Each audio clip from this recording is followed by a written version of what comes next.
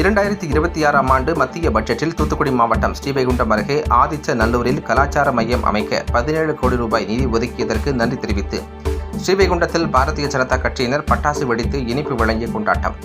2026-27 மத்திய பட்ஜெட்டுக்கான முறையில் நிதியமைச்சர் நிர்மலா சீதாராமன் பல்வேறு முக்கிய அறிவிப்புகளை வெளியிட்டார். அதில் குறிப்பாக தமிழ்நாட்டின் ஆதிச்சநல்லூர் உள்ளிட்ட 15 தொல்பொருள் தலங்களில் கலாச்சார மையங்கள் அமைக்கப்படும் என கூறினார்.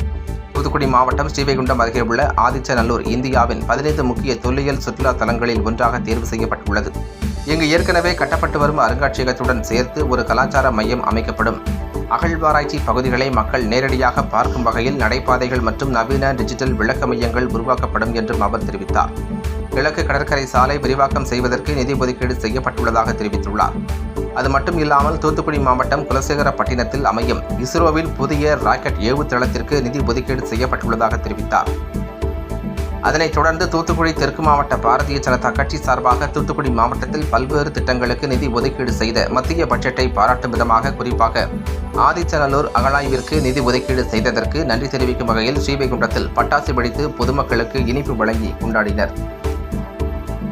17 கோடி ரூபாய் நிதி ஒதுக்கி அறிவித்திருக்கிறார்கள். அது நமது ஸ்ரீவைகுண்டம் பகுதிக்கு ஒரு பெரிய வரப்பிரசாதமாகும். இன்றைக்கி தமிழர்களின் புகழை பரப்பி கொண்டிருக்கும் நமது பாரத பிரதமர் தமிழர்கள் 4000 ஆண்டுகளுக்கு முன்னால் அவர்கள் எப்படி வாழ்ந்தார்கள் என்ற ஆதாரபூர்வமான ஒரு தொல்லியல் இடமாகிய ஆதிச்சநல்லூரை இன்றைக்கி உலகத்தரம் வாய்ந்த அருங்காட்சியகம் அமைத்து உலக புகழ் பெற செய்ய போகிறார். அதனால் இந்த ஆதிச்சநல்லூர் கிராமம் இல்லை, அதை கொண்ட ஸ்ரீவைகுண்டம் சட்டமன்றம் தூத்துக்குடி மாவட்ட மக்கள் அனைவரும் ரொம்ப சந்தோஷம் அடைந்திருக்கிறார்கள்.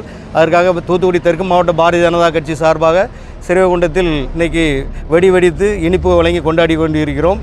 அது மட்டும் இல்லாமல் இன்றைக்கி தூத்துக்குடி மாவட்டத்திற்கு இந்த பட்ஜெட் ஒரு பெரிய வரப்பிரசாதமாகும். கிழக்கு கடற்கரை சாலைங்கிறது ரொம்ப நாளாகவே நம்ம கேட்டுக்கிட்டு இருந்தது விரிவாக்கம். அதற்காகவும் நிதி ஒதுக்கி இருக்கிறார்கள்.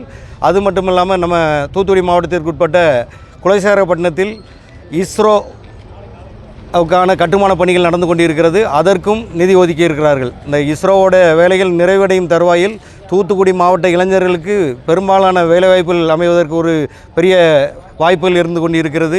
அதனால் இந்த இன்றைக்கி பட்ஜெட் நிர்மலா சீதாராமன் அவர்கள் பிரதமர் மோடிஜி வழிகாட்டலின் பேரில் வழங்கிய இந்த பட்ஜெட் இந்த தூத்துக்குடி மாவட்ட மக்களுக்கு மிகுந்த மகிழ்ச்சியான ஒரு நாளாக அமைந்துள்ளது.